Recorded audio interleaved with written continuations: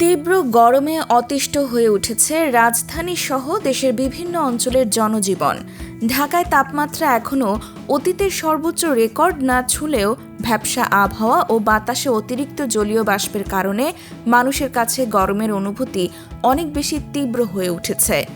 আবহাওয়া অধিদপ্তরের তথ্য অনুযায়ী বুধবার দুপুর 2টায় ঢাকার সর্বোচ্চ তাপমাত্রা ছিল 36.2 ডিগ্রি সেলসিয়াস। তবে অনুভূত তাপমাত্রা বা রিয়েল ফিলিং ছিল 42 ডিগ্রিরও বেশি। সন্ধ্যা 7টায় গড় তাপমাত্রা ছিল 34.7 ডিগ্রি সেলসিয়াস।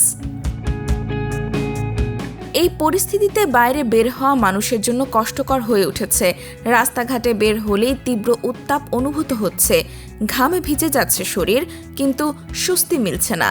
ছায়া বা বাতাসও যেন গরম কমাতে পারছে না। বিশেষ করে কর্মজীবী মানুষ, পথচারী ও যানজটে আটকে থাকা যাত্রীরা সবচেয়ে বেশি ভোগান্তিতে পড়ছেন। আবহাওয়াবিদরা জানিয়েছেন, মূল তাপমাত্রা খুব বেশি না হলেও বাতাসে আর্দ্রতার পরিমাণ বেশি থাকায় গরম বেশি অনুভূত হচ্ছে। ফলে মানুষের শরীরে অস্বস্তি বাড়ছে। এছাড়া দীর্ঘমেয়াদী আবহাওয়ার পূর্বাভাস অনুযায়ী আগামী কয়েকদিন স্বাভাবিক বৃষ্টিপাতের সম্ভাবনা কম, তাই দ্রুত গরম কমার সম্ভাবনাও খুব বেশি নেই।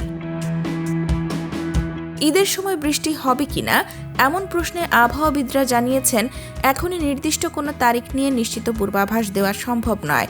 তবে সামগ্রিকভাবে বৃষ্টির সম্ভাবনা কম থাকায় গরম পরিস্থিতি আরও কিছুদিন অব্যাহত থাকতে পারে বলে ধারণা করা হচ্ছে।